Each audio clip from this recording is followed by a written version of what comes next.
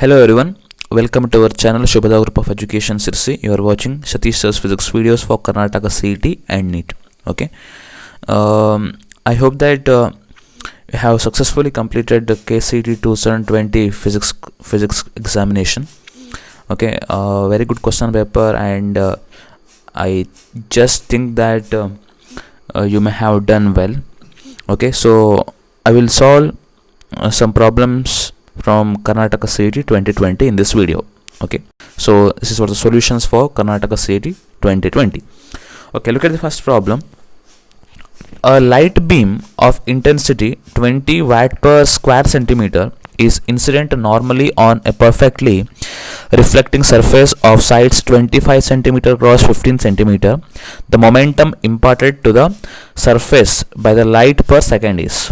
Okay, so the momentum imparted delta rho, that is equal to 2 times what is the formula, intensity into area divided by speed of light ಅಂತ ಬಿಟ್ಟು ನಾವು ಕಲಿತಿದ್ದೇವೆ ಅಲ್ವಾ. So ಇದನ್ನೇ ನಾನು use ಮಾಡ್ತಿರೋದು. Let me substitute that ನಾವು 2 into intensity ಎಷ್ಟು ಕೊಟ್ಟಿದ್ದಾರೆ 20 ವ್ಯಾಟ್ ಪರ್ ಸೆಂಟಿಮೀಟರ್ ಸ್ಕ್ವೇರ್ ಕೊಟ್ಟಿರೋದ್ರಿಂದ 20 watt divided by 10 to the power of -4 ಆಗುತ್ತೆ. ಅದು unit to take it as 10 to the power of -4. Okay, watt per metre square ಇರಬೇಕು. ಅದು into area is 25 into 15 into 10 to the power of -4 again centimeter into centimeter divided by 3 into 10 to the power of 8.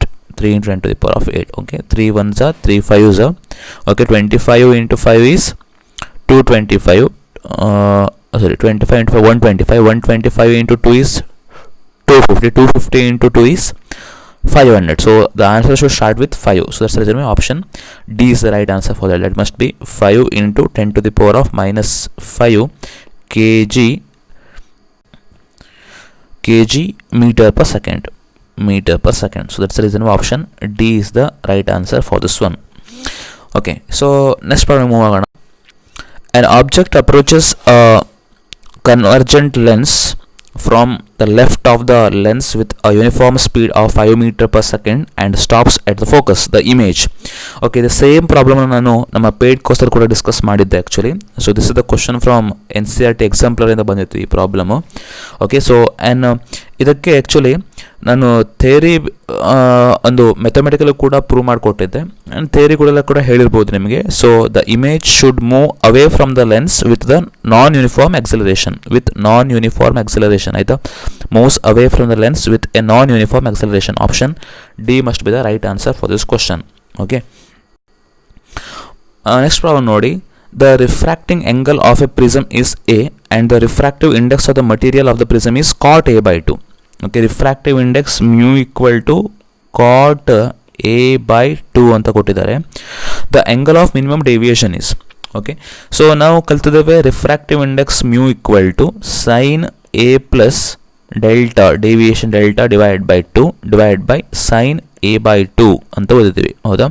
So mu is given as how much cot A by 2 ಅಂತ ಕೊಟ್ಟಿದ್ದಾರೆ ಅವರು. So that I substitute ನಾವು ಕಾಟ್ A by 2 that is equal to sin A plus delta divided by 2 divided by sin A by 2 ಅಂತ ಆಯ್ತು ಈಗ, ಹೌದಾ. ಈ cotton ಏನಂತ ಬರೀಬೋದು ನೀವು ಟ್ಯಾನ್ ಥೀಟಾಕ್ಕೆ sine theta by cos theta ಅಂತ ಬರೀತೀರಿ ಅಲ್ವಾ, ಕಾಸ್ ಥೀಟಾ. ಸೊ ಹಂಗಾಗಿ ಕಾಟ್ ಥೀಟಾಕ್ಕೆ cos theta by sine theta ಅಂತ ಬರೀಬೋದು. So that's the reason why cot A by 2 is nothing but cos A by 2 divided by sin A by 2 that is equal to sin A plus delta divided by 2 whole divided by sin A by 2 ಅಂತ ಉಳಿಯುತ್ತೆ ನಿಮಗೆ. ನೋಡಿ, ಈಗ ಡಿನಾಮಿನೇಟರಲ್ಲಿ ಎರಡು ಕಡೆ sin A by 2 cancel ಆಗುತ್ತೆ.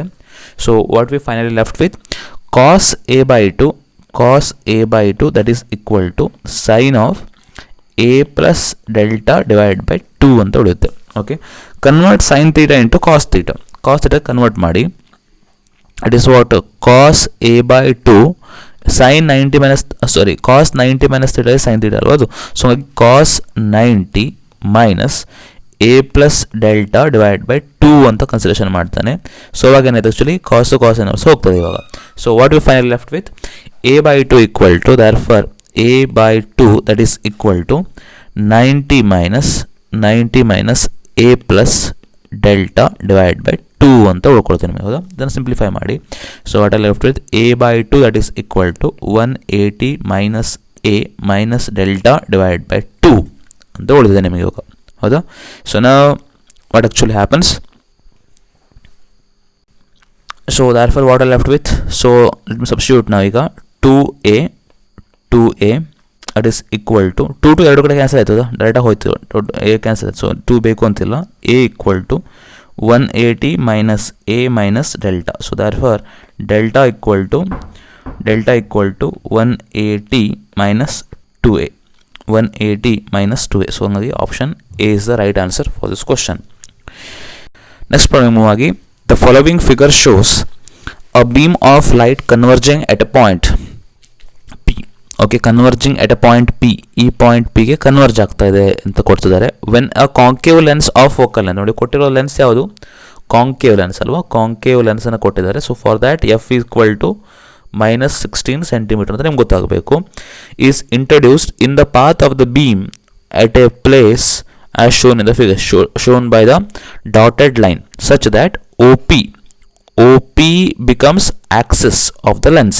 Okay, OP becomes the axis of the lens. Now sorry, the beam converges at a distance x, the beam converges at a distance x from the lens.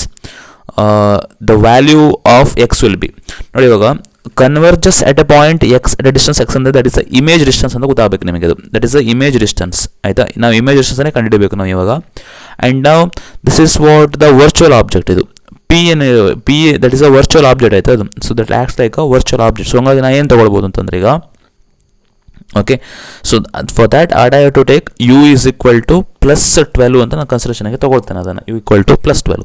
So let me use thin lens formula 1/v minus 1/u equal to 1 divide by F ಅಂತ ನಾನು use ಮಾಡಿದರೆ, okay, I need to calculate the value of U 1/v minus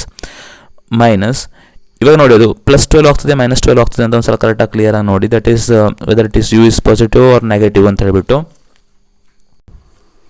Okay, so 1/u that is what 1 divided by 12 that is equal to 1 divided by f minus 16 ಅಂತ ಆಯ್ತದು, correct. So that's the reason why 1/v equal to 1 divided by minus 16 plus 1 divided by 12 ಅಂತ ಆಯಿತು. So that is equal to 1/v equal to 12 minus 16 divided by minus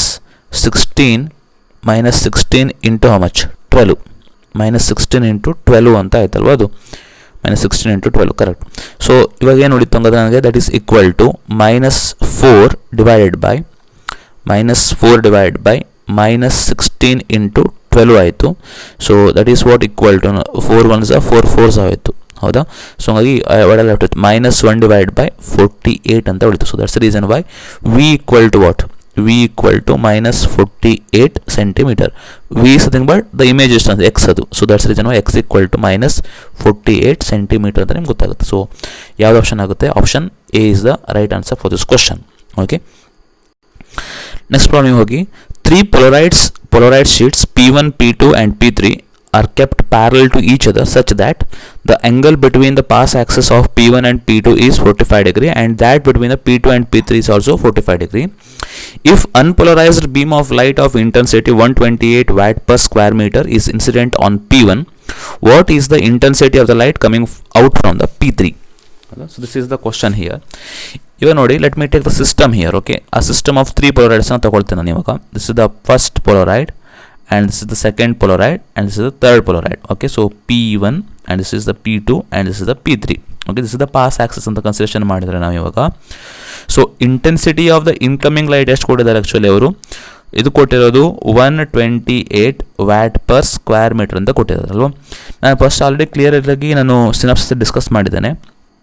ಈ first ಪೊಲಾರೈಡಿಂದ ಹೋಗ್ತಾ ಇರುವಂಥ intensity first ಪೊಲಾರೈಡ್ ಹೋದ ನಂತರ ಏನಾಗಬೇಕು, it is exactly divide by half, because either magnetic field ಅಥವಾ electric field ಯಾವುದಾದ್ರು ಒಂದು ಎಲಿಮಿನೇಟ್ ಆಗಬೇಕು. ಸೊ ಹಂಗಾಗಿ ಸೇಮ್ ಆ್ಯಸ್ ಇದ್ರದ್ದು ಅರ್ಧ 128 ಅರ್ಧ ಮಾತ್ರ ಪಾಸ್ ಆಗ್ತಿರುತ್ತೆ. ಸೊ ಹಂಗಾಗಿ this is 128 divide by 2 that is what, how much, 64 watt per square metre. ಇಲ್ಲಿಂದ ಈ ಒಂದು ಸೆಕೆಂಡ್ ಪೊಲರೈಡ್ P2 ಪೊಲರೈಡಿಗೆ ಮೂವ್ ಆಗ್ತಿರುತ್ತೆ.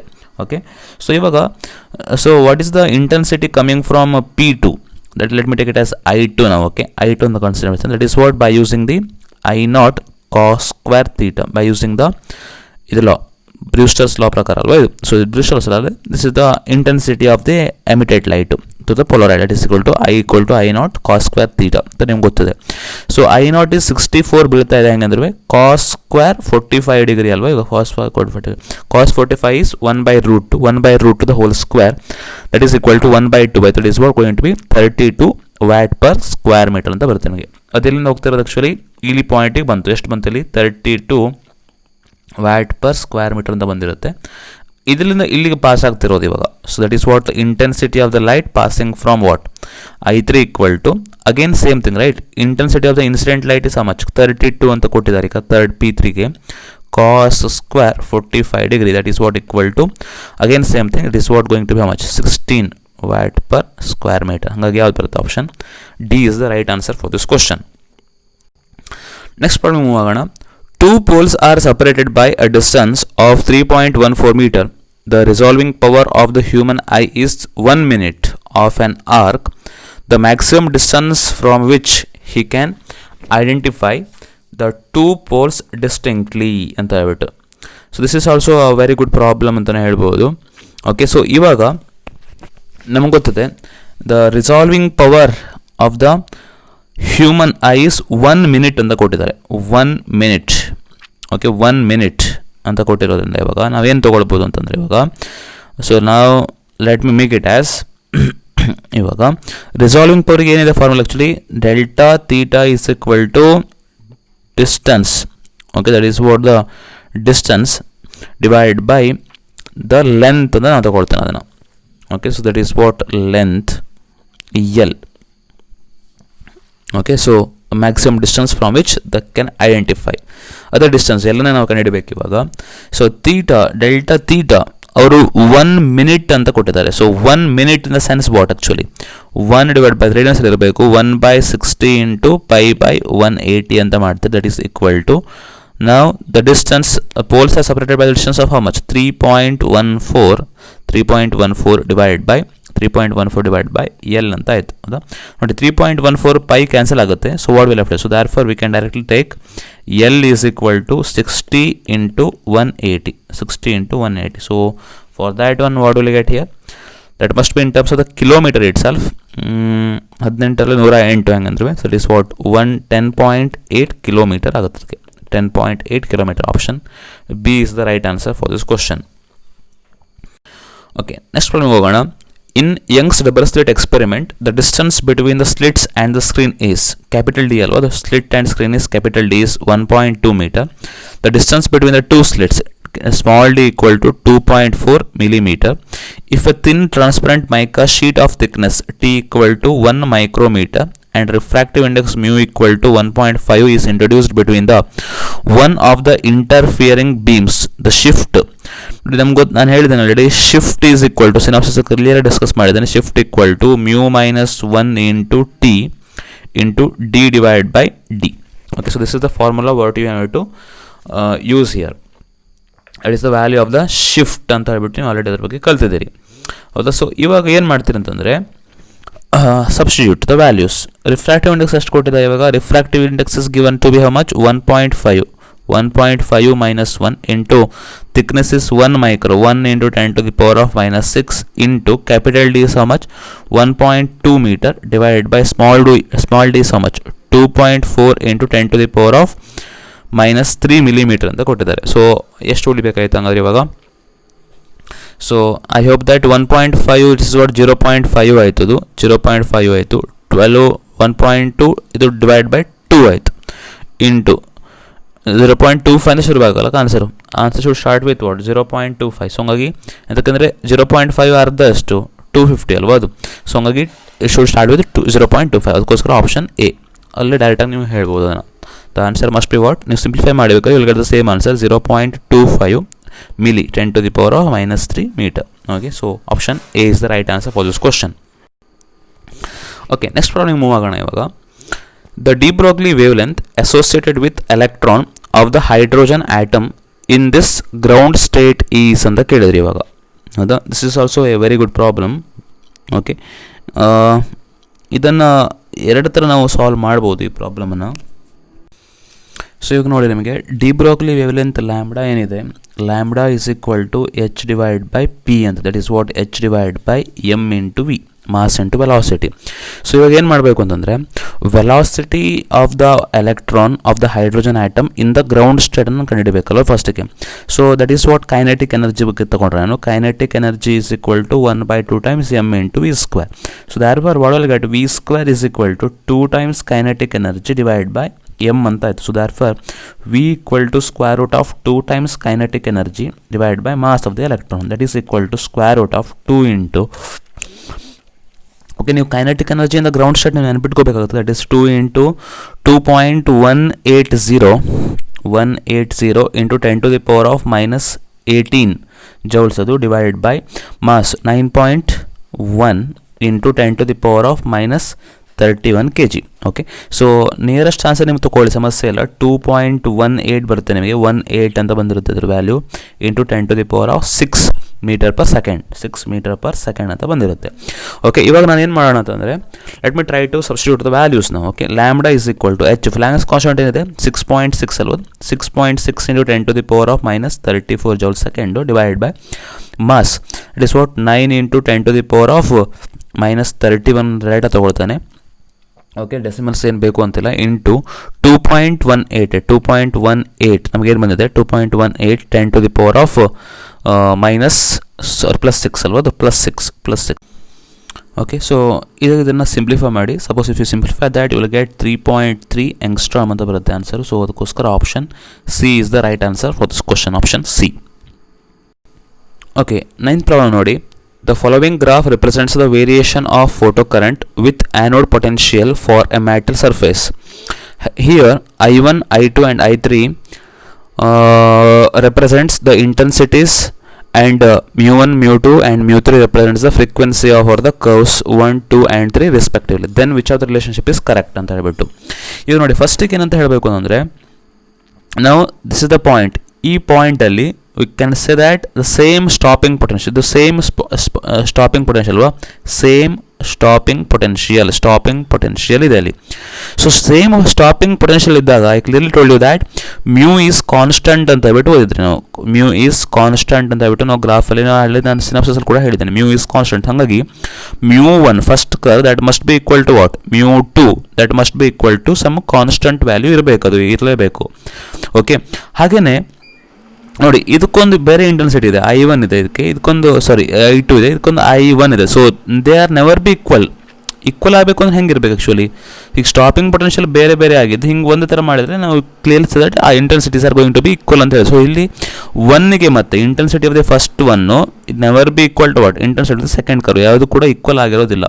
ಆದರೆ ಇಂಟೆನ್ಸಿಟಿ ಆಫ್ ದಿ ಸೆಕೆಂಡು ಮತ್ತು intensity of the third that must be going to be equal, ಅದೆರಡರದ್ದು ಕೂಡ equal ಆಗಿರಲೇಬೇಕು, ಹೌದಾ? ಅದೇ ಥರನೇ ಈಗ ನೋಡಿ ಇಲ್ಲಿ ಜಾಸ್ತಿ ಇದೆ, ಸ್ಟಾಪಿಂಗ್ ಪೊಟೆನ್ಷಿಯಲ್ ಕಡಿಮೆ ಆಯ್ತಲ್ವ ಇಲ್ಲಿ ಹೆಂಗಂದ್ರೆ. So this is what stopping potential is going to be increase ಅಲ್ಲಿ. ಸೊ ಆ ಟೈಮ್ ಏನಾಯ್ತು actually μ3 should be greater than what, μ1 that must be equal to μ2 ಅಂತ ಆಗುತ್ತೆ. ಸೊ ಹಂಗಾಗಿ ಯಾವ ರಿಲೇಷನ್ಶಿಪ್ ಸರಿ ಇದೆ ಅಂತ ನೋಡಿ. ಇವಾಗ μ1 ಈಕ್ವಲ್ ಟು μ2 ಎಲ್ಲಿದೆ ಅದು, μ1 ಈಕ್ವಲ್ ಟು μ2 ಇಲ್ಲೊಂದು ಕಡೆ ಹಂಗಿದೆ, ಇಲ್ಲೊಂದು ಕಡೆ ಇದೆ. So then I1 is never be equal to I2. So ಹಂಗಾಗಿ ಯಾವ್ದಾಗುತ್ತೆ, option B is the right answer. I1 never be equal to I2. So ಹಂಗಾಗಿ option B is the right answer for this question. ನೋಡಿ simple graph ಮೇಲೆ ಇತ್ತು ಈ problem ಕೂಡ. ನೋಡಿ 10th problem ನೋಡಿ. The period of revolution of an electron revolving in nth orbit of hydrogen atom is proportional to, na clearly discuss ಮಾಡಿದಾನೆ, and the time period is directly proportional to n cube. okay, so hangagi option D is the right answer for this question. na idana synopsis kuda ತಗೊಂಡಿದ್ದೇನೆ same problem na. So thank you very much for watching this video. Please do like this video, please do share this video with your friends and colleagues to support us. Please do subscribe to our channel. If you have any doubts, make a comment on the comment box so that I can help you with. Wish you all the best for your examinations as well as results. Thank you.